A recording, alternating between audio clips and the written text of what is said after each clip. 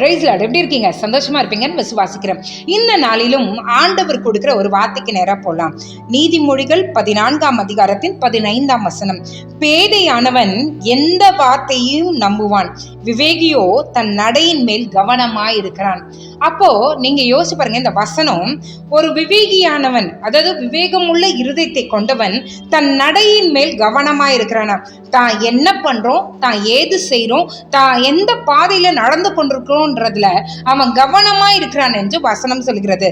அதற்கு முன்பான வார்த்தையை பாருங்க, பேதையானவன் எந்த வார்த்தையும் நம்புவான். அப்படின்னா என்னன்னா, யார் எது சொன்னாலும் நம்பிடுறது பிளாங்கா. ஆனா விவேகி அப்படி கிடையாது. அவனுக்கு தெரியும் தான் எப்படி நடந்து கொண்டிருக்கோம், தான் என்ன செஞ்சு கொண்டிருக்கோம், தான் எதை பின்பற்றி போய் கொண்டிருக்கிறோம் என்கிற ஒரு தெளிவு அவன் இடத்துல இருக்கும். அவனை போய் யாராலுமே ஏமாற்ற முடியாது.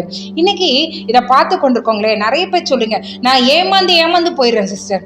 அன்பை செலுத்துற அவங்க அன்புக்கு தகுதி இல்லாதவங்களா இருக்காங்க, என்னை துரத்தி விட்டுறாங்க. நான் சிஸ்டர், நான் நம்பி காசை கொடுத்தேன், ஏமாத்திட்டு ஊரையே காலி பண்ணிட்டு போயிட்டாங்க. சிஸ்டர், நம்பி அவங்கள அந்த ஒரு வேலையை, அந்த கடையை கொடுத்தேன், இருக்கிறது எல்லாத்தையும் ஸ்பாயில் பண்ணிட்டு அவங்களும் எனக்கு எந்த வித உத்தரவாதமும் கொடுக்காம நிற்கிறாங்க. நான் என்ன பண்றதுன்னே எனக்கு தெரியல. சிஸ்டர், என் மனைவியை நம்பி தான் என் குடும்பத்தை விட்டுட்டு நான் போறேன், ஆனா என் குடும்பம் இப்படி இருக்கு. இப்படி அநேகர் புலம்பிக் கொண்டிருக்கிறத நான் பார்க்கிறேன். இன்னைக்கு ஆண்டவர் நமக்காகவே பேசுகிறார். என்ன பேசுறாரு? விவேகியோ தன் நடையின் மேல் கவனமா இருக்கிறான். தான் என்ன செய்யறோன்றதுல அவன் கவனமா இருக்கிறான். உன்னுடைய காரியங்கள்ல நீங்க கவனமா இருக்கீங்களா? நீங்க உங்களை யாரையாவது நம்பி பொறுப்புகளை கொடுத்தீங்கன்னா அதுல உங்களுக்கு ரெகுலர் உங்களுடைய பார்வை அந்த வேலையின் மேல இருக்கிறதா? ஒருத்தர்கிட்ட ஒரு உத்தரவாதத்தை கொடுத்தீங்கன்னா அது கணக்கு விசாரிக்கிறவங்களா நீங்க இருக்கீங்களா? உங்களை நம்பி கொடுத்திருக்கிற குடும்பத்துல நீங்க கேள்வி கேட்டு அந்த குடும்பத்தை நடத்துகிறதுல நீங்க கரெக்டா இருக்கீங்களா? நீங்க கவனமா இருக்கிறீங்களா? விவேகியானவன் தன்னுடைய நடக்கையின் மேல் கவனமா இருக்கிறான். இன்னைக்கு யாரு ஐயோ சிஸ்டர் நம்பி விட்டேன்னா நம்ம இந்த பேதைகளை போலதான் இருக்கிறோம். இன்னைக்கு கர்த்தர் சொல்றாரு, நம்ம ஞானமா நடக்கணும்னா நம்ம விவேகியா இருக்கணும். நம்மளுடைய நடையின் மேல நம்ம கவனமா இருக்கணும். நம்ம எதை செய்யறோம், எதை சொல்றோம், எதை சிந்திக்கிறோம், என்ன காரியத்தை நம்ம நடத்தி கொண்டிருக்கிறோம், எதன் பின்பாக நம்ம ஓடிக்கொண்டிருக்கிறோம் என்கிற கவனம் நமக்குள்ளே இருக்குமானால் கிறிஸ்து உலகத்தை ஜெயித்தது போல நம்மளாலும் இந்த உலகத்தை ஜெயிக்க முடியும். ஹல்லேலூயா. இந்த நாள்ல கர்த்தரிடத்துல கேட்போம், ஆண்டவரே, விவேகி எப்படி தன் நடையின் மேல கவனமா இருக்கணும், அது போல என்னை நம்பி நீர் கொடுத்திருக்கிற காரியங்களை நான் கவனமா இருக்கணும், எனக்கு அந்த விவேகம் உள்ள இருதயத்தை தாங்கன்னு சொல்லி கர்த்தரிடத்துல கேட்போம். கர்த்தர் நிச்சயமாகவே நமக்கு உதவி செய்ய அவர் வல்லவரா இருக்கிறார். ஜெபிக்கலாமா? எங்களை நேசிக்கிற நல்ல பரமபிதாவே, அப்பா, எத்தனோ பேருக்கு லாஸ்ல ஆக்கிட்டே நீர் எங்கள் தந்தீரே, உமக்கு நன்றி. நடா இந்த வேளையில விவேகியானவன் ஆண்டவரே தன்னுடைய நடையின் மேல அவன் கவனமா இருக்கிறான் என்று வசனம் சொல்கிறது. அப்பா, எங்களுடைய நடையின் மேல, நாங்கள் செய்கிற காரியங்களின் மேல கவனமா இருக்கிறவர்களா நீர் எங்களை மாற்ற வேண்டுமா நாங்கள் ஜெபிக்கிறோம் ஆண்டவரே.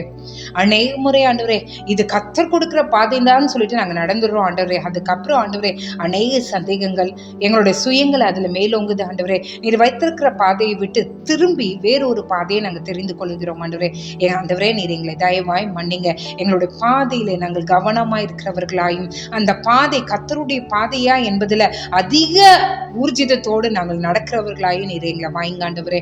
அப்பா, பேதைகளை போல எங்களை நம்பி நீர் கொடுத்திருக்கிற காரியங்களை கைவிட்டு இழந்து போகிறவர்களாய் அல்ல, கவனமாய் இருந்து எங்களை நம்பி நீர் கொடுத்திருக்கிற காரியங்களை கவனமாய் செய்கிறவர்களாய் நீர் எங்கள் ஒவ்வொருவரையும் நீங்க மாற்ற வேண்டுமா நாங்கள் ஜெபிக்கிறோம் ஆண்டவரே.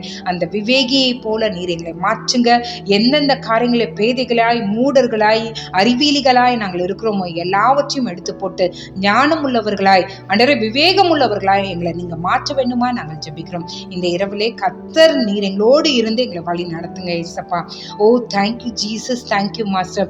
ஒரு குடும்பத்தை நான் பார்க்கிறேன். அந்த குடும்பத்துல 3 பேர் இருக்கீங்க.